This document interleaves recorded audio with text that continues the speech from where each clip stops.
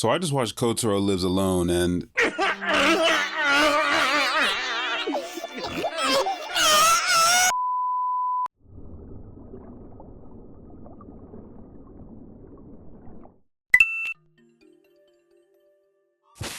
Kotaro Lives Alone is a Netflix original anime that was based on a manga of the same name from 2015. And while I'll be covering the animated version in this video, there's also a live action version that aired in Japan in 2021. So if this Netflix version piques your interest, you'll have plenty of bonus content on the back end to keep you fed. The anime revolves around Kotaro Sato, a 4-year-old boy who moves into an apartment complex by himself. With nobody to watch over him and no clues as to where this toddler's parents are, Kotaro's neighbors vow to take care and protect him. This includes Karino, a disheveled but well-meaning manga artist, Mizuki, a sweet girl who's a hostess at a nearby club, and Tamaru, a guy who attempts to be a father figure to Kotaro while also being a member of the Yakuza. There's other characters that play a part in revealing some of the mysteries in Kotaro's upbringing, but I don't want to spoil too much of the show in this review. See my 10-minute pitch video for a more in-depth look. There'll be a link in the description and the comments below when it comes out. For now, all you need to know is that Kotaro's life is definitely worth talking about. Not only does he have his own apartment at the ripe, limber, young age of 4 years old, his speech patterns and mannerisms match that of a distinguished and steely-eyed samurai. He's very respectful to those around him, almost to a regal degree.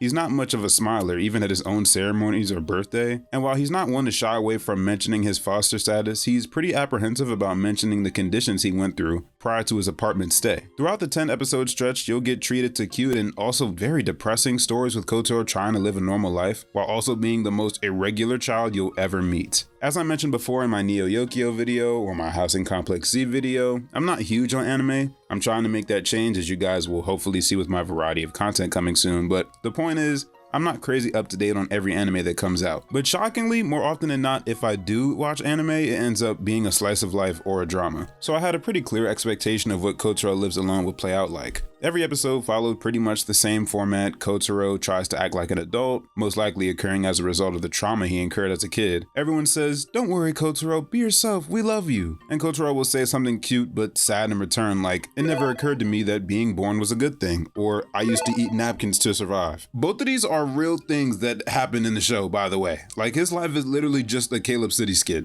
I had to eat cardboard boxes to fight the hunger. Amazon? FedEx. Damn.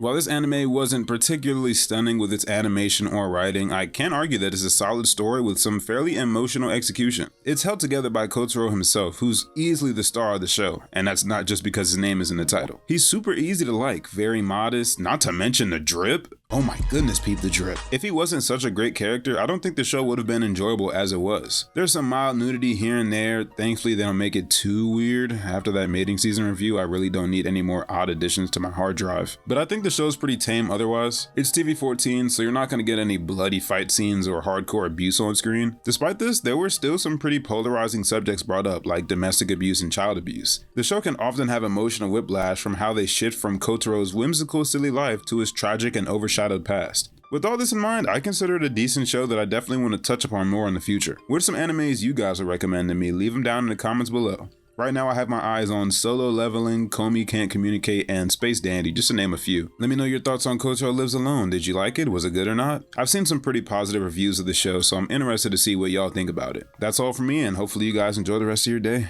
Peace.